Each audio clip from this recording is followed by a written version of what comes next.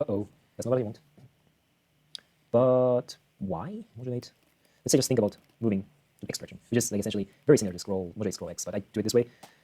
And no, that's not what I wanted, because why? I don't know. Maybe it's the contrast? No, but I don't think it's going to be, no. Okay, that's super difficult. Now I have to think about some strategies. Like one could be doing this kind of like really math-heavy approach, or another way would be to like just do it more in a like handcraft way, so that draw shape, like draw rectangle, draw rectangle, draw rectangle, kind of thing. And at this point, I don't know which has more potential, let's say, because this is not really good, and I don't really understand why it's not working. Yeah, I don't know. Because modulate, shape, so they're like pushing pixels. What if I do this? Ooh, that's funny. Interesting, but not what I want. I mean, I could just do this. What do I mean? I could just take this sketch that was kind of failing, and the problem was that this noise thing was not applying the kind of, each grid should, in the center of each grid should move a lot, but the peripheral should stay the same, and that's not applied here. That's probably what I could do with the same idea with mult, I suppose. Okay, yeah, of course, because I have to do, so this shape masking, or multing, needs to be repeated as well. So that's obviously not what I wanted, but it's kind of interesting. Yeah, it's not what I wanted, but it's doing something. I know everyone's going to be upset if I finish this video like this, but this is something interesting. And I could probably just thicken the line a little bit because it's aliasing again. This. So how can I improve this? The other problem I'm having right now is noise goes from -1 to 1. And of course, you don't see the color in noise. It's either, yeah, it's always grayscale. And that's a problem here, that modulate takes RGB, no, well, takes R and G. R for moving X, y, G for moving in the Y direction. And because noise is grayscale, it's always pushing to like a diagonal line, because X and Y, it's always the same because it's grayscale. I think I explained it in one of the tutorials. So if you are really curious, you can watch one of the tutorials. But basically what I want to do is I do this trick to kind of make the noise a bit more, well, completely colorful. And I explained that in another tutorial, so I don't say much about it right now. And I think I need to get subgradient. Okay. Now it's even more weird. Maybe I can reduce the modulate a little bit. I mean, it's not good, but it's something. You know what? I feel that, okay, so the problem here now I'm having is this shape thingy, I feel. This shape is like, has this weird profile. If you look at it, like, it's always this diagonal has more color into it. And I think I need to do something just like how I did with OSC. So if I do OSC Kalade, I get this thing. And especially like, I just copy it from here. If I rotate it, then I have this, which is not, well, I still see this diagonal lines. I don't understand why.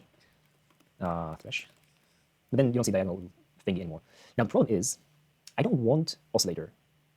What I want is more like gradient. That is, but it looks like the same problem I'm having with the shape. And it feels like I just did the same thing again. Yeah, this looks like the same. Should I just repeat it? Oh, is that the same, do you think? Maybe the contrast is a bit different, but it doesn't look that promising. I can try. I can always try and then complain later. I know you don't see the whole thing. Okay. Yeah, I mean, it's same. How can I make it so that... Oh, and I think the other problem is, this actually, I already thought about it before doing this. But even if the center is moved more, it will anyway somehow deform the shape. It's hard to explain, but the problem is with modulate is not that you want to move the pixel there, but it's referencing the pixel where it's supposed to be.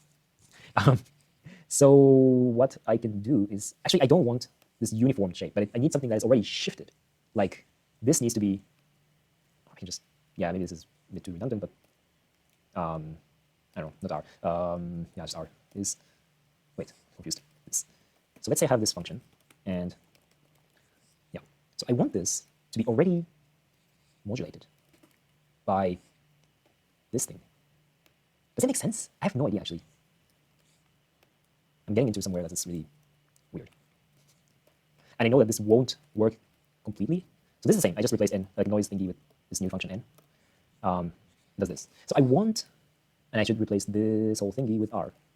So now what I want is this r repeat, this whole grid thingy, modulated already by n pixelate 5.5. That is multiplied with r repeat. Wow.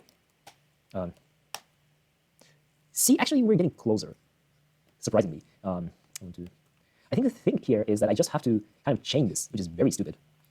Because now we can actually, if I add more new lines, you can see that this n pixelate null appears in an n pixelate null. And then rrepeat modulate, rrepeat. So here I want to do this whole chain again, which is very stupid. But let's see. You want to see the code? Yes, I know. But yeah, maybe I just make this a little bit smaller. Okay.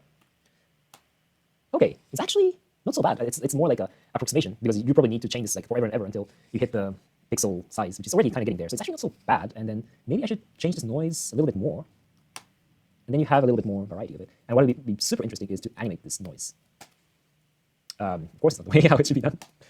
Okay, that's quite satisfying. I'm very surprised. It's the kind of approximation, and you would need to change this more and more to get the perfect result.